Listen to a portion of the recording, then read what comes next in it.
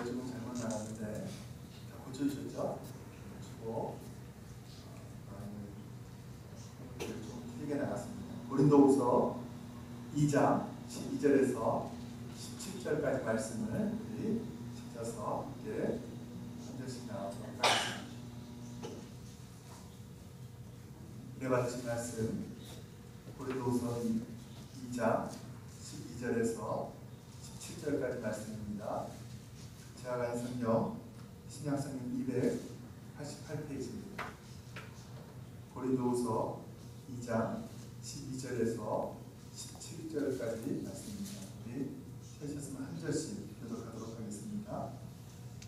내가 그리스도의 복음을 위하여 드로아에 이르매 주 안에서 문이 내게 열렸으되 내가 내 형제의 주를 만나지 못함으로 내 심령이 하지 않아요. 주를 작별하고 함께 나누었노라. 항상 우리를 그리스도 안에서 이기게 하시고 우리로 말미암아 각처에서 그리스도를 아는 냄새를 나타내시는 하나님께 감사하노라. 우리는 구원받는 자들이나 말하는 자들이나 하나님 앞에서 그리스도의 종들이니 이 사람에게는 사망으로부터 사망에 이르는 냄새요 저 사람에게는 생명으로부터 생명에 이르는 냄새라. 누가 이 일을 감당하리요? 우리는 수많은 사람들처럼 하나님의 말씀을 혼잡하게 하지 아니하고 곧 순전함으로 하나님께 받은 것 같이 하나님 앞에서와 그리스도 안에서 말하노라. 아멘. 오늘 함께 읽으신 복음 말씀을 가지고 그리스도를 아는 냄새 이와 같은 제목으로 여러분과 교제를 나누겠습니다. 오래전에 한국에서 있었던 일입니다. 고교 동창생 3명이서 술을 많이 마시고 술에 찌들어서 잠에 들었다가 다음날 깨어났습니다. 속이 쓰리고 아프니까 다들 치킨이 좀 먹고 싶었습니다. 근데 서로 주머니 사장을 살펴보니까 주머니에 돈이 없었어요. 그래서 그 중에 한 명이 아이디어를 냈는데 셋이서 동시에 치킨집에 한 마리씩 치킨을 주문을 했습니다. 그리고 지금 자기가 살고 있는 그 원룸촌에 각기 다른 코스로 치킨을 배달을 시켰습니다. 그러면 치킨을 동시에 시켰으니까 같이 갖고 올 것이고 한 집마다 하나씩 배달하니까 나머지 2마리가 오토바이에 있을 때 가서 그것을 훔쳐 먹겠다 생각해서 그렇게 했습니다. 근데 이 계획이 적중해가지고 그 2마리를 꺼내다가 집에 와서 맛있게 먹었습니다. 근데 이들이 잡혔습니다. 어떻게 걸렸을까요? 그 소리를 듣고 이 치킨집 사장이 너무나 화가 나가지고 당장 그것을 뛰어왔습니다. 첫 번째 치킨집을 배달하는 것도 허탕이었고 또 2마리가 오토바이에서 사라졌으니까 그 원룸촌을 가가지고 잡아냈는데 어떻게 잡아냈냐면 바로 치킨 냄새를 맡고 잡아냈다는 것이에요. 우리가 흔히 냄새가 난다는 이야기를 하는데 우리가 꼭 화학적인 후각으로 느껴지는 냄새 이외에도 우리가 저 사람 냄새가 나 이런 이야기를 할 때가 있습니다. 개인코가 특별한데 공항에서 보면 마약견들이 이렇게 마약을 잡아내는 것을 가끔 보게 됩니다. 지금 20년 전에 처음 미국으로 들어올 때에 뉴욕의 JFK 공항으로 들어왔습니다. 공항으로 들어와서 입국 심사를 마치고 가방을 찾아가지고 가야 되는데 큰 개 한 마리가 우리를 졸래졸래 쫓아다니면서 킁킁거리면서 계속 따라오는 거예요. 결국은 저희가 그 생안에 잡혔어요. 그래가지고 개가 이렇게 지켜보는 가운데 가방을 열었습니다. 가방을 열었더니 그때 저희가 잘 싸맨다고 잘 싸맸는데 김치를 잘 싸는 것이 다 흘러가지고 그 냄새가 아주 진동을 했었어요. 그러니까 그 마약 냄새와 김치 냄새가 어떤 차이가 있는지 모르지만 어쨌든 그렇게 망신을 당한 적이 있었습니다. 모든 동물의 냄새가 있고요. 개가 후각이 뛰어나기도 하지만 개들마다 또 각자가 갖고 있는 독특한 냄새가 있다고 합니다. 사람들이 각자가 가지고 있는 냄새가 있습니다. 그래서 좋은 향기를 나타내기 위해서 향수를 사용하기도 합니다. 근데 이 냄새는 정신 그리고 마음, 영적인 상태와 관계도 있습니다. 그러니까 우리 화학적인 냄새를 이야기하는 것이 아니라 우리가 흔히 그런 얘기를 하잖아요. 귀신에게 냄새가 있다는 이야기도 하고요. 향불을 피우는 것도 마찬가지고 사랑하는 사람이 사람에게는 향기로운 냄새가 나고요. 증오를 하고 있을 때는 악취가 난다고 이야기합니다. 독을 품는 나쁜 냄새가 나고 아름다운 향기가 나기도 하는 그런 모습도 있습니다. 그러니까 밝은 사람, 어두운 사람, 이 사람들에게 각자의 그런 향취가 있다라는 것이죠. 예전에 한번 말씀드린 적이 있는데, 제가 어렸을 적에 미국에 당시에 사시던 이모님이 한국을 방문하셨어요. 근데 이 이모님을 제가 만났을 때 이모님에게 나는 특별한 냄새가 있더라고요. 제가 그거를 미국 냄새라 이렇게 이야기했습니다.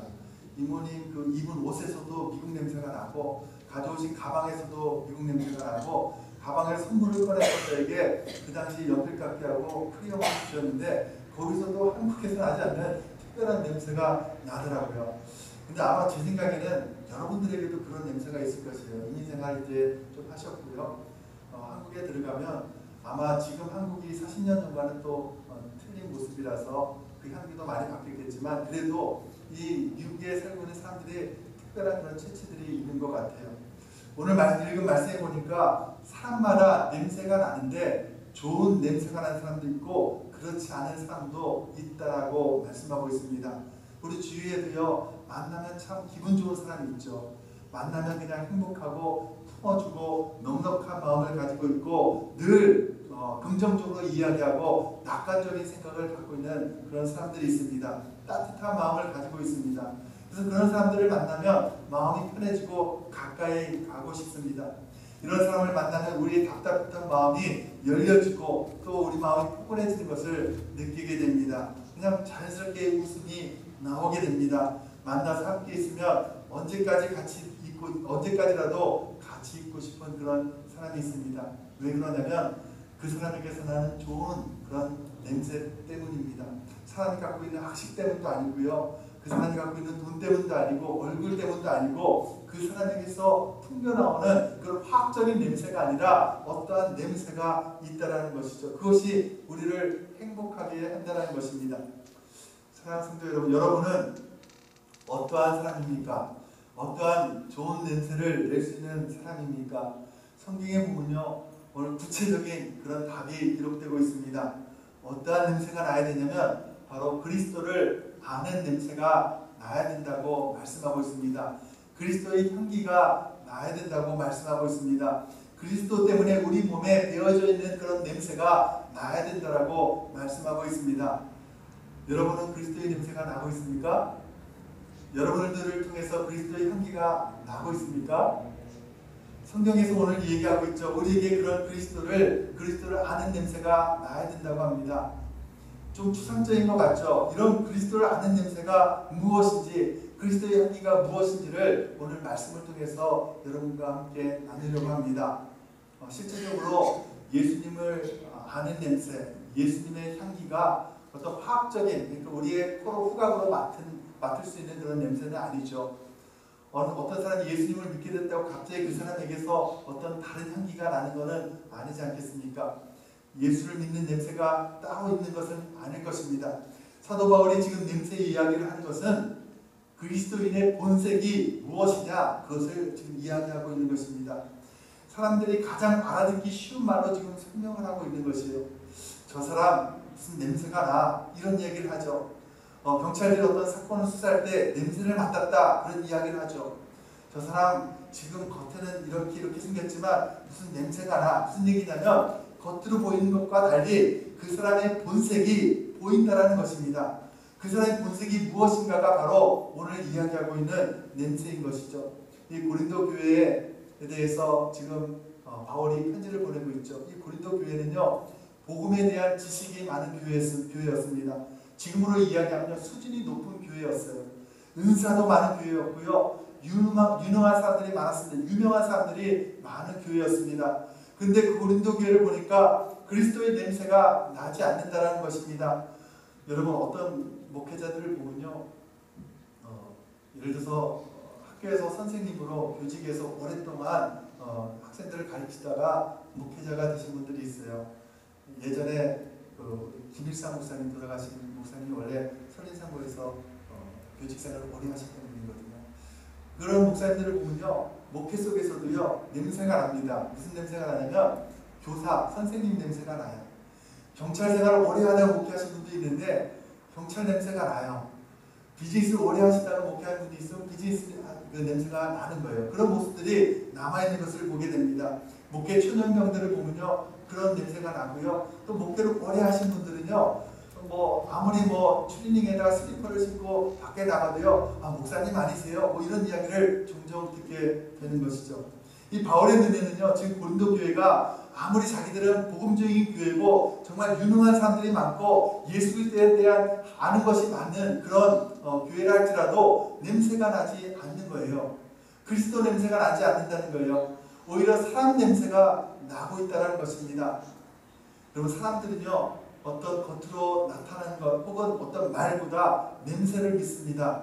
그 냄새가 날 때까지 믿어주지 않아요. 예수님 우리가 입술로 말로 전한다 할지라도 우리 안에 예수 그리스도의 향기가 나오지 않으면요, 그 사람들이 그 말을 믿어주지 않는 것이에요. 그래서 중요한 것은요, 예수님의 냄새가 나는 성도들이 되어야 되고 예수 그리스도의 향기가 나는 그런 교회가 되어야 된다는 것입니다. 냄새는요, 상대방을 이렇게 강요하지 않으면서도 움직이는 그런 힘이 있어요.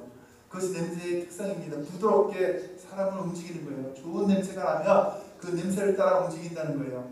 그래서 향수는 우리의 몸에 그런 역할을 하는 것이죠. 저도 향수를 뿌려요. 우리 몇 년 전에 순진 형제가 사준 향수를 아직도 뿌리고 있는데 주일만 뿌리니까요. 그 향수가 그런 얘기를 하죠. 좋은 향수, 비싼 향수는요, 그 냄새가 자극적이고 강하지 않다고 하죠. 은은하고 아주 오래 간다고 하죠. 그리고 오히려 싼 칩한 향수들은 그 냄새가 자극적이고 오히려 냄새가 나는 그 시기가 짧다고 그러죠. 그러니까 다시 말해서 비싼 향수와 싼 향수의 차이가 뭐냐면 비싼 향수는 은은히 사람들을 불러 모으는 그런 역할들을 하는데 오히려 싼 향수는 자기를 자꾸 드러내는 그러한 모습이라는 것이죠. 예수님을 믿고 예수님을 구세주로 영접한 사람들에게는 그리스도의 향기가 나게 되어 있습니다. 여러분, 차 안에 방향제를 여러분 해놓으시죠? 그 방향제에서 사실 처음 사서 포장지를 제일 먼저 뜯었을 때 그 냄새가 가장 진동하게 됩니다. 여러분, 교회 안에서요, 전도를 가장 많이 하는 그런 그룹이 어떤 그룹인지 아세요? 교회 안에서 전도를 가장 많이 하는 그룹은 대부분 초신자 그룹이에요.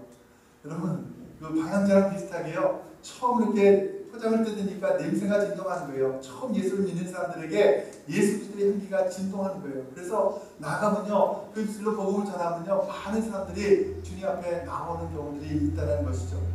고린도 교회는요, 복음에 열정이 있는 교회였습니다. 또 복음이 중요하다는 것도 알았고 복음에 대해서 많이 배운 교회인데도 불구하고 문제는 그 복음을 그리스도의 향기를 풍기면서 그리스도의 냄새가 나면서 전해야 되는데 그렇지 못하고 있었습니다. 여러분, 아시는 것처럼 고린도 교회는 나는 베드로파다, 게바파다, 나는 아볼로파다, 나는 바울파다, 나는 그리스도파다 하면서 파들이 나뉘어서 분파가 생겨가지고 서로 시기하고 질투하고 자기 은사를 자랑하는 그런 교회였습니다. 그러니까 그 가운데 그리스도의 향기가 나는 것이 아니라 사람의 향기가, 사람의 냄새가 나는 그런 교회였습니다. 바울이 여기서 이야기합니다. 그리스도를 아는 냄새는요, 사람을 죽일 수도 있고 사람을 살릴 수도 있다는 이야기를 합니다. 15절 16절에 보니까 우리는 구원받는 자들에게나 망하는 자들에게나 하나님 앞에서 그리스도의 향기니 이 사람에게는 사망으로부터 사망에 이르는 냄새요, 저 사람에게는 생명으로부터 생명에 이르는 냄새라. 그러면 그리스도의 향기란 어떤 냄새이겠습니까? 여러분, 이것을 우리가 알아야죠. 출애굽기 29장에 보면요, 하나님께 드리는 번제를 하나님이 향기로운 냄새다 이렇게 표현하고 있어요. 그러니까 예수님께서 어린 양이 되셔서 이 땅에 오셔서 십자가에서 향기로운 번제로 하나님께 드려주셨습니다. 그러므로 예수님의 향기는 바로 십자가이고 그리스도의 향기는 바로 십자가의 향기가 되는 것입니다. 그러니까 이 향기가 바로 생명에 이르게 하는 향기라는 것입니다. 근데 이 고린도 교회는 바로 십자가의 향기를 내는 데까지 나아가지 못한 것이에요. 모습이 있고 색깔이 있고 모든 것을 다 갖춰져 있는데 향기가 나지 않았습니다. 오히려 그 교회는 사람의 냄새가 났습니다. 교회에 사람의 냄새가 나면 여러분 안 돼요. 교회 사람의 냄새가 나면요, 그 교회는요 그냥 친목 단체로 변하게 됩니다. 뭔가 시스템이 잘 돼 있고 풍성한 것 같지만 그리스도의 냄새가 나지 않으면 안 되는 것입니다. 매일 교회에 나와서 예배를 드리지만 참 기쁨이 없고 봉사를 하지만 작은 일에도 상처를 받고 그리고 우울해지고 한다면 그리스도의 향기가 아닌 아직 사람의 냄새가 나고 있다는 것입니다. 그리스도의 향기는요, 십자가 앞에 설 때 나게 됩니다. 여러분 그런 경험 해보셨을 것이에요. 방향제가 아주 진동하는 그런 차 안에 오랫동안 운전하고 있다가 밖에 나오면요, 그 사람 몸에도요 그 향기가 납니다. 담배 연기가 가득 찬 당구장에 가서요 열심히 당구를 치다 나오면, 요즘은 실내에서 담배를 안 펴서 모르겠어요. 근데 그러고 나오면요 몸에는요 담배 연기로 가득 차게, 담배 냄새로 가득 차게 되는 것이죠. 여러분 우리가 주님의 십자가 앞에 섰을 때에 우리에게 바로 주님의 향기가 나게 되는 것이요. 그리고 십자가를 통해서 하나님께서 그 사람에게 보이신 놀라운 그 사랑을 체험하면서 그 사람의 인생이 바뀌게 되는 것입니다. 주님의 그 사랑의 향기가, 주님의 그 용서의 향기가, 주님의 그 기쁨의 향기가, 감사의 향기가 그 사람 앞에 배게 되어 있는 것이죠. 여러분 그리스도를 아는 냄새가 나야 됩니다. 우리 주님의 손길교회가 그리스도의 향기가 나는 교회가 되기를 축복합니다. 여러분의 가정이 그리스도의 향기가 나는 가정이 되기를 바랍니다. 여러분 이 교회에 들어온 사람 누구나요? 들어오자마자 그리스도의 향기가 나네, 보니까 사랑의 향기가 나네, 참 이 교회 오니까 감사의 향기가 나네, 참 긍정적이고 참 포근하고 예수 그리스도의 그 십자가의 향기가 나네, 그러한 이야기를 듣는 교회가 되기를 바랍니다. 그러기 위해서는요 저와 여러분이요 매일매일 주님의 그 십자가 앞에 서야 하는 것입니다. 그런데 여러분 이 그리스도의 향기로 비유되고 있는 이 부분에서 중요한 포인트가 있어요. 그것을 우리가 오늘 또 함께 나눠보려고 합니다.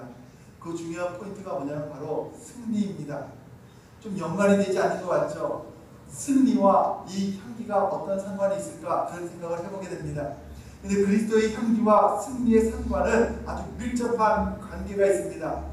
그리스도의 향기가 나는 사람은 이 땅의 삶 가운데 승리의 삶을 살아가게 됩니다. 개선장군과 같은 그런 삶을 살아가게 됩니다.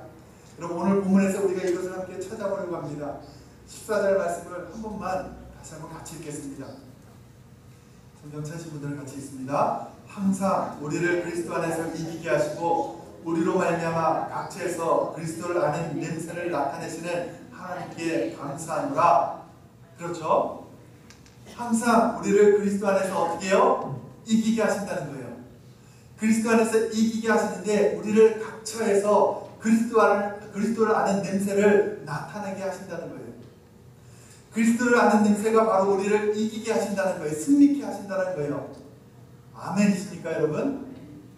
여러분 로마에서 전쟁터에 나간 군인들이요 이제 승리해서 이제 돌아오게 되면, 개선장군이 되어서 돌아오게 되면 그 귀환할 때 로마 시내로 들어오면서 먼저 황제에게 가는 것이 아니라 카피톨리누스라는 산이 있는데 그 산으로 올라간답니다. 그 계산의 행진이 그 산에 있는 주피터 신전으로 향하게 되는데, 그리고 제사를 드리고 난 다음에 승리의 향을 피우게 된다고 합니다. 그 승리의 향이 그 로마 얼마나 지난지 로마 온 시내에 저녁에 터지게 된다고 합니다. 이러한 일련의 계산의 퍼레이드가 끝나고 나면 마지막에 포로 중에 우두머리를 끄집어내서 처형을 했다는 것입니다. 그러니까 이 향은요 계산장군에게는 승리와 영광과 명예의 향기이지만 죽게 될 운명에 놓인 포로들에게는 사망의 악취가 된다는 것이에요. 오늘 그 얘기를 우리에게 하고 있는 것입니다. 그리스도의 향기다. 우리가 그리스도의 향기인데 그리스도의 말씀을 받아서 우리가 그 말씀을 전할 때 그 말씀을 받아서 구원받는 자들에게는 향기일 수도, 생명에 이르는 향기이지만 멸망할 자들에게는 사망의 악취가 될 수밖에 없다는 것이에요.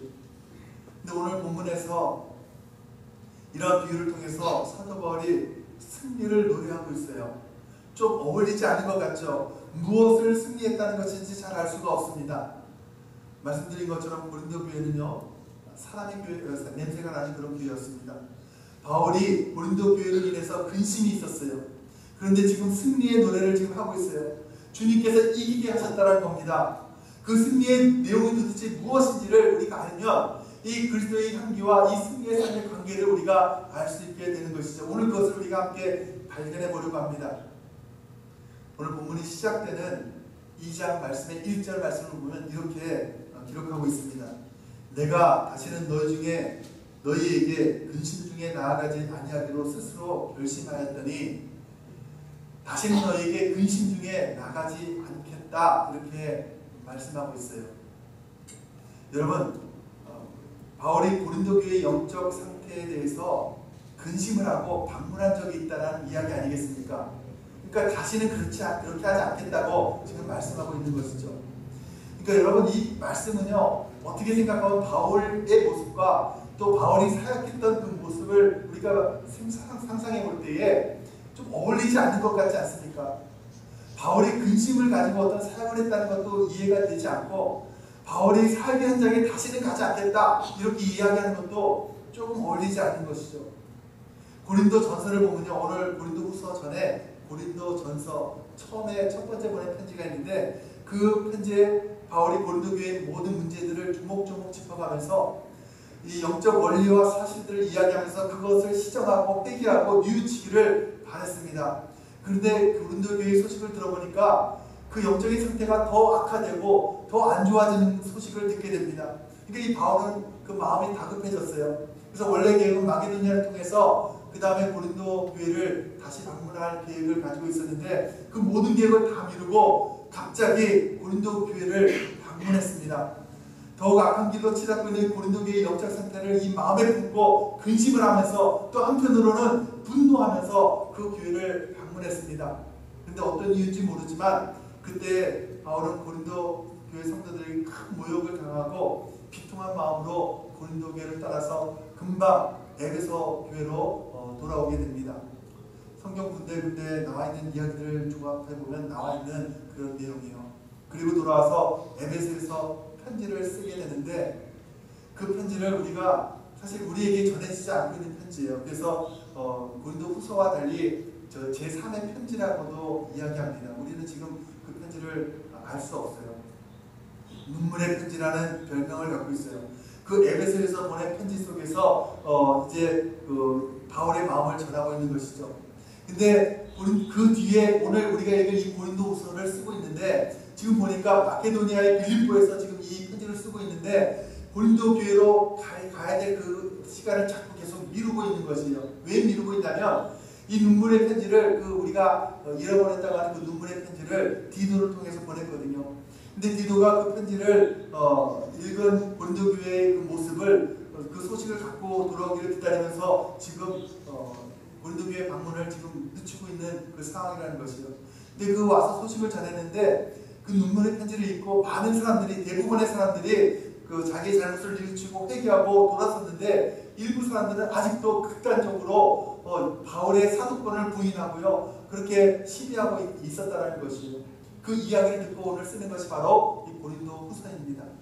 그러니까 지금 고린도 후서에서 이야기하는데요, 이 근심 어린 마음을 가지고 방문했다는 것, 그 돌발적으로 갑자기 방문했다는 것, 근데 그리고 나서 그 이후에 자신의 모습을 보면서 승리라는 표현을 하고 있는 것이에요. 디도의 소식을 듣고 승리라는 표현을 하고 있는 거예요. 여러분 잘 이해가 안 되실 거예요. 여러분 아직도 바울에 대해서 사도권의 시비를 걸고 있는 이 고린도 교회의 소식을 들었는데, 그 이야기를 하면서 승리를 말하고 있다는 거예요. 무슨 이야기냐면, 사람의 냄새가 나고 아직도 영적인 악행을 거듭하고 있는 이 고린도 교인들에 대해서 이 바울이요, 비탄한 마음을 가지고 슬픔과 근심을 가지고, 그리고 정말 마음 안에 한편에는 분노의 마음을 가지고 찾아가서 그 상태를 호전시켜 보려고 했는데, 이 사도 바울이 돌아보니까 자기 자신에게도 그리고 고린도 교인들에게도 정말 기쁨이 없었다는 것을 발견하게 된 것이에요. 그러니까 참된 기쁨이라는 것이 무엇이에요? 하나님께서 우리 안에 나타내실 때가 참된 우리에게 기쁨이 있습니다. 그래서 우리 성도 간에 기쁨이 있을 때도 어떨 때 기쁨이냐면, 우리 성도 간에 상대방을 바라보면서 우리가 처음에 인사했죠. 예수님을 우리가 뭐라고 인사했죠? 당신 보니 예수님 보는 것 같습니다 그랬죠. 그러니까 상대방을 바라볼 때 그 안에 예수 그리스도의 향기를 우리가 맡으면서 예수님을 바라보면서 우리 마음에 기쁨이 생기는 거예요. 서로 간에 그런 가운데 우리 안에 기쁨이 생기는 것인데, 이제 사도 바울이 보니까요, 돌발적으로 눈물을 딱 깜짝 놀란 것이요. 지금 내가 무슨 짓을 하고 있는 것이지? 이렇게 그래서는 안 되는 것이구나. 내가 이들에 대해 근심하고 이들에 대해서 내가 분노한 마음을 가지고 내게 아직도 기쁨이 없는데, 내게도 기쁨이 없는데 그 마음을 가지고 내가 찾아가서 이것을 내가 해결한다고 하는 것을 모르는 것이 아니구나. 이것을 깨닫게 된 것이요. 여러분, 하나님이 나타나셔야 된다는 거예요. 그 상황 가운데, 그 현재 가운데 하나님이 나타나셔야 된다는 것을 깨닫고 쓴 것이 바로 눈물의 편지입니다. 이 눈물은요, 사도 바울의 눈물의 편지가 아니라 하나님의 눈물의 편지인 것입니다. 이번에는 하나님께서 역사하셔서 선림 가운데 이 사도 바울을 깨우쳐 주신 것이에요. 사도 바울을 통해서 너에게도 그 기쁨이 없이 근심을 가지고 찾아갈 것은 옳지 않다, 하나님께서 하실 일이라는 것을 깨닫게 해주신 것이에요. 이 말씀이 구약 성경에 있는 한 사건과 좀 평행을 이룹니다. 출애굽기 민수기 20장에 보면 무리바 사건이라는 이야기가 나옵니다. 이스라엘 백성들이 애굽에서 나와서 광야길을 가다가 물이 나오지 않았어요. 물이 없었어요. 그래서 사람들이 물이 없다고 불평하고 하나님과 모세에게 원망합니다. 그냥 애굽에서 죽게 내버려두지 못하고 우리를 이곳까지 끌어내서 우리를 죽게 합니까? 이렇게 이야기하죠. 이때 하나님께서 모세에게 반석을 치라고 명령하시죠. 우리가 잘 아는 것처럼 모세 아론이요, 총회를 모아놓고 이스라엘 백성들을 다 모아놓고 그 반석 옆에서 뭐라고 하냐면요, 이 패역한 너희들이여 들으라, 우리가 너희를 위하여 이 반석에서 물을 내랴, 이렇게 이야기합니다. 이 이야기가 무슨 얘기냐면요, 우리가 너희를 위하여서 이 반석에서 물을 내면 너희가 어떻게 할 거야? 너희가 어떻게 이렇게 불평하고 원망하는 그 모습, 너희가 그 모습 가지고 살아갈 수 있겠니? 이런 얘기를 지금 하고 있는 것이죠. 화가 난 것이요. 그래서 반석을 2번이나 친 것이요. 화가 나가지고 물이 나왔습니다. 근데 하나님께서 말씀하시죠. 누구에게 말씀하냐면 너희가, 바로 모세 아론에게 얘기하는 거예요. 너희가 나를 믿지 아니하고 이스라엘 자손의 목전에서 나의 거룩함을 나타내지 않은 거로, 반석을 쳐서 물이 나오는 기적은 일어났지만 모세와 아론은 실패했습니다. 여러분, 모세는 이스라엘 민족의 영적인 그런 상태가 패역한 상태로 치달은 것, 제가 당시에 리더라 할지라도 저에게도 분노가 있었을 것 같아요. 그 마음을 지금 모세가 가졌던 것 아니겠습니까? 얼마 전에 10가지 재앙을 통해서 그 정말 애굽에서 인도해내신 하나님을 만나보았고, 가만히 있어서 홍해가 갈라지고 그 홍해 가운데 애굽의 군대가 수장되는 것을 바라본 그 백성들이 그 물이 잠깐 없다고 해서 원망하는 그 모습을 바라보면서 이 모세의 마음에는 정말 화가 났던 것 아니겠습니까? 근데 모세를 세우신 이유가 뭐냐면, 여러분, 이 영적으로 패역한 상황으로 나아가는 이 상황을요, 모세가 바라보고 있었다면 그것을 하나님도 바라보셨다는 것이죠. 이 모세를 세우신 이유는요, 바로 모세를 통해서 하나님을 나타내는 자로 모세를 세우신 것입니다. 그러니까 이 패역한 이스라엘 백성들의 원망을 보면서 우리는 생각하죠. 당연히 이성 있는 자로서는 어떻게 그럴 수 있느냐, 나도 화가 나겠다, 마땅히 분노가 생기는 것입니다. 하나님이 보이신 기적이 얼마인데, 이 나라에서 구원해 주시고 그 많은 것들을 보여주셨는데 어떻게 그럴 수 있는가, 이렇게 생각할 수 있습니다. 당연한 것입니다. 그런데 여러분, 중요한 것은요, 마음을 빼앗겨 버렸습니다. 여러분, 우리가 화가 난다는 것은 무엇이겠어요? 그 사실에, 그 상황에 마음을 빼앗긴 것이에요. 이스라엘 백성들이 그 모습에, 패역한 모습에 이 모세의 마음이 빼앗겼습니다. 여러분, 믿음이 뭐라고 했어요? 크게 돌아가는 믿음이 뭐라고 했어요? 여러 번 말씀드렸죠. 칼디아, 우리 심장, 마음을 내어드리는 것이죠. 여러분, 우리가 하나님께 마음을 내어드려야 되는데 우리의 마음을 그 상황에 빼앗겨버렸습니다. 그 이스라엘 백성들이 원망 가운데 우리 마음을 빼앗겨버린 거예요. 다시 말해서 하나님을 믿지 않은 거예요. 그 상황을 바라보고 계신 하나님을 믿지 않은 것이에요. 여러분, 아무리 지금 영적 지도자 입장에서 이끌고 있는 이스라엘 민족이 나쁜 모습, 악한 모습을 보인다 할지라도, 용납 안 되는, 도무지 상식으로도 용납할 수 없는 그런 패역감을 보인다 할지라도 모세는 그 마음을 거기에 빼앗겨서는 안 되는 것이에요. 모세는요, 하나님의 마음을 드러내는 사람으로 그곳에 세움받은 것이에요. 하나님께 마음을 드림으로써 하나님의 거룩함이 나타나는 것이에요. 그러니까 하나님의 거룩함을 나타내지 않았다는 것입니다. 여러분, 사도 바울이 똑같은 일탈을 한 것을 고백하게 된 것이에요. 고린도전서를 보냈는데 편지를 읽었으면 좀 나아질 것이라고 생각했는데 더 잘못된 길로 가고 있으니까 견디지 못하고 마음에 근심도 했지만 화도 나서 그 패역감이 휩쓸려 버려서 그 마음이 고린도 교회의 그 잘못된 모습에 다 빼앗겨버려서 자기가 방문해서 그것을 내가 권면하고 해결해 보려고 했다가 깜짝 놀란 것이요. 에베소 교회로 바로 귀환을 했습니다. 보니까 고린도 교회뿐만 아니라 심지어 자기에게조차도 하나님이 나타나고 있지 않은 것이에요. 그 증거가 뭐냐? 기쁨이 없는 것이에요. 여러분, 평강이 사라졌습니다. 깜짝 놀랐습니다. 그리고 돌아왔습니다. 오늘 본문이 말한 내용이 바로 그 내용이에요. 그리스도의 승리, 향기처럼 퍼져나가는 이 승리, 그것은 바울이 주도적으로 어떤 것을 개입해서 얻어지는 것이 아니라는 것이에요. 고린도의 교회의 상황이 하나님에 의해서 만져질 때에 그곳에 하나님의 향기가 나타나게 된다는 것이죠. 그래서 그때까지 머무르고 마게도니아에서 머무르고 거기에 그것을 향해 나아가지 않는 것이, 여러분, 이것이 바로 우리 삶의 원리가 되어야 되는 것입니다. 여러분, 우리가 승리하기를 원하신다면 우리 승리의 원리가 바로 이것이라는 것이에요. 여러분, 우리 삶의 문제들 앞에서 승리하기 위해서는요, 여러분, 그 문제들 앞에, 그 상황들 앞에 우리가 달려가는 것이 아니라는 것이에요. 여러분, 내 눈앞에서 벌어지고 있는 상황, 그 사람의 상황이든지 사건이든지 그것이 무엇이든지 간에 우리가 그 상황을 호전시키기 위해서 돌격하고 전진하고 그렇게 하면 안 된다는 것이에요. 그것이 상황을 호전시키는 것이 아니라 그것이 내 생에서 승리가 아니라는 것이에요. 여러분, 우리 자녀의 문제가 생겼습니다. 우리 비즈니스가 마음대로 되지 않습니다. 우리 건강에 적신호가 켜졌습니다. 대인관계에 어려움이 생겼습니다. 여러분, 그 상황을 내가 분석하고 이성적으로 판단하고 이렇게 해야 되는데 마음의 그것을 빼앗겨버려서 그 상황을 향해서 달려나가는 것이 아니라 우리는 그때에 예수 그리스도의 십자가 앞에 서야 한다는 것이에요. 여러분, 하나님께서 기뻐하신 그 향기가 진동하는 그 십자가 앞에 우리가 서야 한다는 것입니다. 할렐루야. 여러분, 그 사랑의 향기, 용서의 향기, 치유의 향기, 생명의 향기, 기쁨의 향기, 감사의 향기, 그 십자가의 향기가 우리 안에 깊이 배어들 때까지 우리는 그 십자가 앞에 서 있어야 하는 것이에요. 그 십자가를 붙드는 것이에요. 내 마음이 상한 건데 뺏기지 아니하고 하나님 앞에 향기로 번제어 드려졌던 예수님의 그 십자가 앞에 설 때에 그 향기가 우리 안에 배어들게 되어 있는 거예요. 여러분, 그럴 때 우리 안에 우리에게 그리스도의 향기가 나게 되어 있는 것입니다. 할렐루야. 사랑하는 성도 여러분, 예수 그리스도의 십자가 앞에 서야 합니다. 주님의 십자가의 죽으심이 나의 죽음이라고 고백하는 것이 바로 주님의 십자가 앞에 서는 것이에요. 여러분의 마음을 믿지 마세요. 여러분의 판단을 자꾸 믿지 마세요. 여러분, 주위의 상황에 우리가 자꾸 생각하고 판단하고 빼앗기고 있는 그 마음을 우리 주님의 십자가 앞에 내려놓길 바랍니다.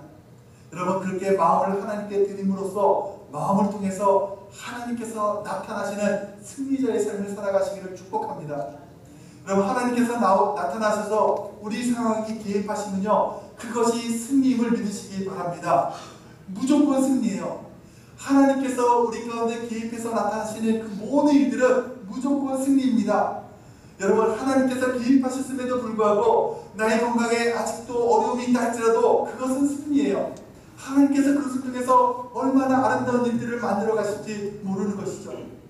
여러분, 우리를 통해서 하나님의 뜻이 이루어지는 것, 이것이 바로 승리임을 믿으시기 바랍니다. 사랑하는 성도 여러분, 저와 여러분을 통해서 그리스도의 향기가 나타나기를 축복합니다. 크게 하면 해도 좋아요. 저와 여러분에게 그리스도의 향기가 나타나기를 축복합니다. 축복하는 거예요, 여러분. 여러분의 가정에 예수 냄새 나기를 축복합니다. 여러분, 우리 교회에요, 예수 그리스도의 향기로 진동하기를 축복합니다. 상황을 바라보지 마시고요, 문제를 바라보지 마시고요, 그것에 우리 마음이 빼앗기지 마시고요, 여러분, 하나님의 향기가 진동하는 십자가 앞에 서시기를 축복합니다. 그 생명의 냄새가 우리 안에 깊이 배어들게 되군요. 여러분, 때로는요, 여러분이 입술을 열어 예수 그리스도를 증거하지 않는데도요, 여러분을 통해서 많은 영혼들이 생명을 얻게 되는 것이에요. 믿으시면 아멘 하시기 바랍니다. 사랑하는 성도 여러분, 그리스도를 아는 냄새가 저와 여러분을 승리의 길로 이끌어 줌을 믿으시기 바랍니다. 이런 그리스도의 향기가 나타나는 저와 여러분 되시기를 주님의 이름으로 축원합니다.